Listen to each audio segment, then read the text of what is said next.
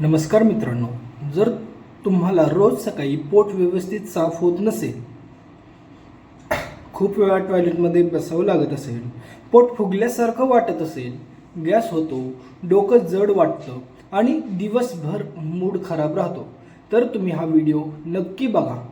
कारण आज मी तुम्हाला सांगणार आहे पोट साफ न होण्याची काही कारणे, म्हणजे काय, जे महत्त्वाचे आणि मेन कारणे आहेत, जे सर्वसामान्य माणसांमध्ये सापडले जातात. 10 पैकी 7 जणांमध्ये हेच कारणे असतात. कोणत्या चुका आपण रोज करतो आणि त्यावर घरच्या घरी सोपे आणि आयुर्वेदिक आणि ते पण कायमस्वरूपी उपाय ते आपण ह्या व्हिडिओमध्ये सांगणार आहोत. बऱ्याच लोकांना वाटतं की पोट साफ न होणं ही एक छोटी समस्या आहे, पण जर हे वारंवार होत असेल तर पुढे जाऊन ॲसिडिटी, पिंपल्स, थकवा, भूक न लागणे आणि काही वेळा मूळव्याध सुद्धा होऊ शकतो. ॲनल फिशर म्हणजे ती जागा आहे ना, गुदद्वार, त्याच्या जागी एक ते स्किन फाटू शकते, असे टिश्यू इंज्युअर होऊ शकतो त्याच्यामुळे. आता पोट साफ न होण्याची कारणे, त्यातील सर्वात आधी पोट साफ न होणे म्हणजे हे काय ते तुम्हाला आधी मी थोडक्यात सांगतो. जर तुम्हाला रोज शौच होत नसेल, शौच खूप कडक होत असेल, टॉयलेटमध्ये खूप वेळ बसावं लागत असेल, पोट साफ न झाल्यासारखं वाटत नसेल, गॅस, पोट फुगणे, जडपणा येत असेल, तर याचा अर्थ तुम्हाला बद्धकोष्ठ म्हणजेच याला मॉडर्न भाषेमध्ये आपण कॉन्स्टिपेशनची समस्या आहे असं म्हणतो. आता ह्याची काही कारणे आहेत ते आपण जाणून घेणार आहोत. तर पहिलं कारण आहे पाणी कमी पिणे. ही सर्वात मोठी चूक आहे.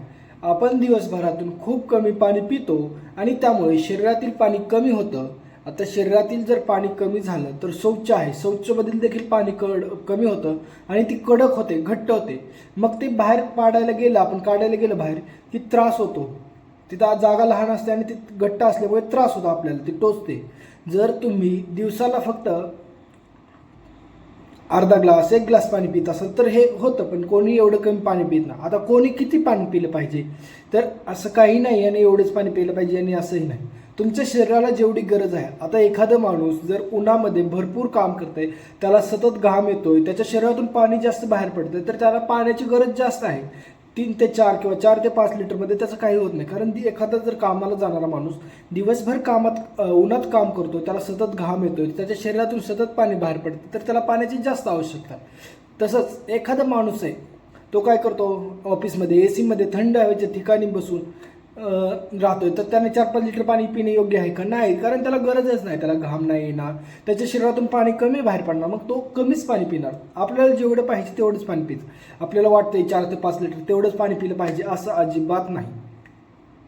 दुसरं कारण आहे पोट साफ न होण्याचं म्हणजे फायबर कमी खाणे. फायबर म्हणजे काय, आजकाल आपण जास्तीत जास्त पाहतो फायबर म्हणजे काय, जाळ्या असल्यासारखं असते. ते काय करते, शरीरातील मल बाहेर काढायला मदत करते. पण फायबरच जर आपण कमी खाल्लं तर हे आपल्याला जाणवतं, बद्धकोष्ठता म्हणजे कॉन्स्टिपेशन होतं. आजकाल आपण जास्तीत जास्त काय खातो, मैद्याचे पदार्थ खातोय, बिस्किटं, pizza, burger, chips, fast food. Chips आणि फास्ट फूड तर एवढं कॉमन झाले मंडळी, त्याच्यामुळे तर खूप जास्त त्रास व्हायला आहेत, वेगवेगळे त्रास होतील आणि पुढे देखील होणार आहेत. पण आपण काय करतो, हे सगळं खातोय, पण हे खाल्ल्याबरोबर आपण कमी पालेभाज्या, फळेभाज्या, सलाड, ज्वारी यासारखे डाळी हे कमी खातो आणि हे कमी खाल्ल्यानंतर आपल्याला अजून त्याचा त्रास होतो. जे नाही खायला पाहिजे ते खातोय आणि जे खायला पाहिजे ते खात नाही. यामध्ये आपण जर फळे, पालेभाज्या, गहू, डाळी बिळी खाल्ल्या तर ह्याच्यामध्ये काय असतं, फायबर्स असतात आणि हे फायबर्समुळे काय होतं, शौच मऊ होते आणि सहज बाहेर पडते. आता तिसरं कारण आहे पोट साफ न होण्याची, शौचाची इच्छा दाबणे.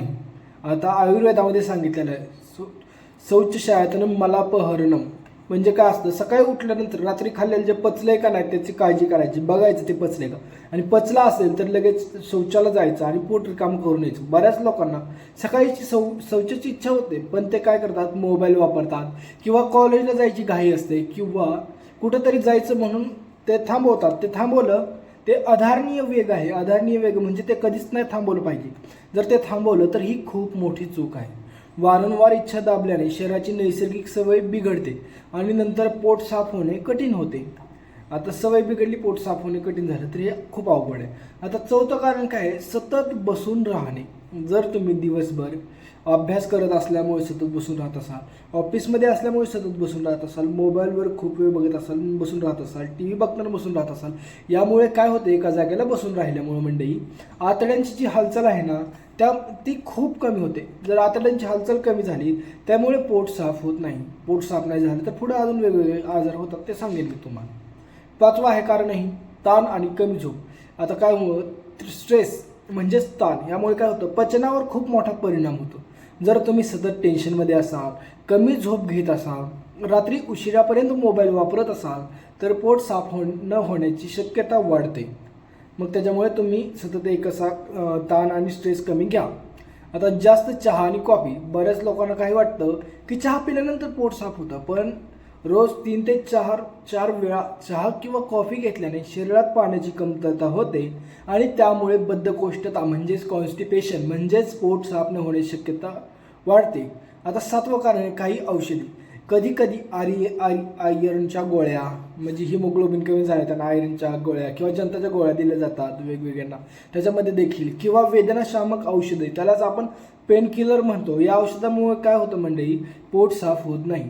जर एखादं औषध सुरू केल्यावर ही समस्या वाढली असेल तर तुम्ही डॉक्टरांना नक्की विचारा. आता तुम्हाला कळते आज हे औषध खायला लागल्यापासून जरा पोट साफ होई नाही, नीट होत नाही, मग ते तुम्ही डॉक्टरांना सांगितलं पाहिजे. आता तुम्ही काय उपाय केले पाहिजे. आता सगळ्यात महत्त्वाचा भाग म्हणजे काय उपाय आहे. पहिला उपाय सगळ्यात महत्त्वाचा, सगळ्यात सोपा आणि सगळ्यांसाठी उपयोगी. सकाळी उठल्यानंतर 1 ते 2 ग्लास कोमट पाणी प्या. लय गरम घ्यायचं का नाही घ्यायचं गरम, आणि कोमट घ्यायचं. थंड पाणी प्यायचं का अजिबात नाही, कोमट पाणी प्यायचं. कोमट पाण्यामुळे काय होतं, आतड्यांची हालचाल वाढते आणि शौच म्हणजे जो मल आहे आपल्या पोटात तो सॉफ्ट म्हणजे मऊ व्हायला मदत होते, आणि जर तो मऊ झाला तर लगेच बाहेर पडता येते. हे सलग किती दिवस करायचं तुम्ही, 7 दिवस करायचं. हे 7 दिवस केल्यानंतर बघा तुम्हाला आपोआप फरक जाणवेल. आता दुसरा उपाय काय आहे, हे पदार्थ रोज खा. आता कुठले पदार्थ तुम्ही रोज खाल्ले पाहिजे. जर तुम्हाला रोज पोट साफ हवं असेल तर तुम्ही पपई, केळी, भिजवलेले मनुके, अंजीर, हिरव्या भाज्या, सलाड्स, ज्वारी, गहू हे खाल्लं पाहिजे. विशेषतः रात्री 5 ते 6 मनुके तुम्ही काय करा, पाण्यात भिजू घाला आणि दुसऱ्या दिवशी सकाळी उठून खा. हा उपाय खूप लोकांना उपयोगी पडत आहे. आता तिसरा उपाय, रात्री तूप आणि दूध. रात्री झोपण्यापूर्वी काय करा, 1 ग्लास कोमट दुधात 1 चमचा तूप घालून प्या. यामुळे शौच मऊ होते आणि सकाळी पोट व्यवस्थित साफ होतं. पण हे कोणी करू नका ज्यांना सांगितलेलं आहे, कोणी कशाचा हृदयाचा आजार आहे, तुम्ही अँजिओप्लास्टी झाली तर त्यांना जर डॉक्टर म्हणले असतील तूप वगैरे जास्त खाऊ नका, तर जास्त खाऊ नका. तुम्ही अर्धा चमचा किंवा लिमिटेड क्वांटिटीमध्ये खा, खूप जास्त खायची गरज नाही. आणि आठवडाभर करा. जर तुम्हाला फरक जाणवला तर पुढं कंटिन्यू करू शकता, पण तूप कमी खाल. तुम्ही दूध पण खायचं नसतं त्यांनी सांगितलेलं असतं, आणि तूप पण खाऊ नका म्हणून, कारण त्यांच्यामध्ये जे शरीरामध्ये ब्लॉकेज असतात ते अजून वाढू शकतात. आता चौथा उपाय काय आहे, त्रिफळा. त्रिफळा म्हणजे काय, आमलकी, हरितकी आणि विभेतकी हे असतं. तर काय करतात, जर समस्या जुनी असेल तर रात्री झोपण्यापूर्वी अर्धा ते 1 चमचा, आता स्वतःच्या कॅपॅसिटीनुसार, जर सहन होईल वाटते आपल्याला 1 चमचा तर 1 चमचा घ्या. बॉडीच्या ताकदनुसार जर 1 चमचा सहन होत नसेल, किंवा सुरुवात अर्ध्या चमच्यापासूनच करा. जर अर्धा चमचा काय करायचं, रोज त्रिफळा कोमट पाण्यात मिक्स करा, चमच्यात मिक्स करा, आणि ते काय करा, जर समस्या जुनी असेल तर सकाळी अर्धा ते 1 चमचा त्रिफळ कोमट पाण्यासोबत घ्या. आता कोमट पाण्यासोबत घ्यायचं, पण हे स्वतःहून जास्त दिवस करू नका. हे पण 1 आठवडाभर करू शकता तुम्ही, पण हे कोणी केलं नाही पाहिजे. जर तुमच्या शरीरामध्ये रुक्षता जास्त असेल तर तुम्ही आधीच, रुक्षता म्हणजे शरीर ओढले की लगेच पांढरे रेषा पडतात, ड्राय स्किन झाले, पायाच्या भेगा वगैरे पडलेत पायांना वगैरे खूप जास्त, तर तुम्ही हे घेऊ नका. आयुर्वेदिक डॉक्टरांचा सल्ला घ्या आणि मग ते जे सांगतील ते करा. आता उपाय 5वा, 20 मिनिटे चालणे. हे सगळ्यात महत्त्वाचं आणि सगळ्यात सोपं आहे, आणि सगळ्याच आजारांना हे कारगर आहे. रोज फक्त 20 ते 30 मिनिटं चालला तुम्ही तरी पोट साफ होण्यास मदत होते. जर दिवसभर बसून राहतात त्यांच्यासाठी तर हे खूप महत्त्वाचं आहे, कारण आतड्यांची हालचाल होत नाही. त्याच्यामुळे जर चाललं तर आतड्यांची हालचाल होईल, आणि आतड्यांची हालचाल झाल्यानंतर मल म्हणजे पोट साफ होण्यास मदत होईल. आता आता काय केलं पाहिजे तुम्ही, योगासन. असा योगा आहे का, हो, तुम्हाला 3 योगासनं सांगतो जे पोट साफ होण्यासाठी खूप उपयोगी आहेत. त्यातील पहिले योगासन आहे पवनमुक्तासन. ह्याच्यामुळे काय होतं, जे पोटामध्ये गॅस आणि पोट फुगते हे त्याच्यासाठी कमी करतं. जर पोटामध्ये जो गॅस झाला तो गॅस काढायला हे मदत करतं आणि याच्यामुळे आपोआप पोट फुगी कमी होते. आता दुसरं आसन आहे मलासन. हे काय करतं, शौचाला मदत करतं आणि आतड्यांवर दबाव वाढवतं. आता तुम्हाला हे आसनं माहीत नसतील तर कसं करायचं, मी इथं साईडला पिक्चर्स लावेन आणि जर तुम्हाला हे त्याच्यातूनही कळलं नसेल तर तुम्ही यूट्यूबवरती सर्च करू शकता, पवनमुक्तासन, मलासन. आता तिसरं आसन तुम्ही कोणतं करू शकता, वज्रासन. जेवणानंतर 5 ते 10 मिनटं वज्रासनात बसा. यामुळे काय होईल म्हणजे तुमचं पचन सुधारेल आणि पचन सुधारल्यानंतर आपोआप शौच नीट तयार होईल आणि तो बाहेर जाण्यासही मदत होईल. आता कोणत्या चुका करू नयेत जर तुमचे पोट साफ होत नसेल तर. जर तुम्हाला पोट साफ होत नसेल तर तुम्ही सकाळी उठताच मोबाईल बघू नका, कारण मोबाईल बघितल्यामुळे तसं होत असेल तर. शौचाची इच्छा अजिबात दाबू नका. चहा कॉफी जास्त पिऊ नका. सतत जंक फूड खाऊ नका. रात्री खूप उशिरा जेवणं टाळा. पाणी कमी पिणे टाळा. परत कधी डॉक्टरांकडे जावे. जर शौचात रक्त येत असेल, वजन कमी होत असेल, वारंवार उलटी किंवा ॲसिडिटी होत असेल तर लगेच डॉक्टरांचा सल्ला घ्या, कारण काही वेळा ही फक्त साधी बद्धकोष्ठता नसून दुसऱ्या आजारांची समस्या देखील असू शकते. तर मित्रांनो, पोट साफ न होण्याची मुख्य कारणे कमी पाणी, चुकीचा आहार, ताण आणि कमी हालचाल. जर तुम्ही आजपासून कोमट पाणी, योग्य आहार, चालणे आणि हे साधेसोपे उपाय केले तर तुम्हाला लगेच फरक जाणवेल. हा व्हिडिओ उपयोगी वाटला तर व्हिडिओला लाईक करा मंडळी, तुमच्या मित्रांना पाठवा आणि असेच आयुर्वेदिक हेल्थ व्हिडिओसाठी चॅनलला सबस्क्राईब करा मंडळी. धन्यवाद.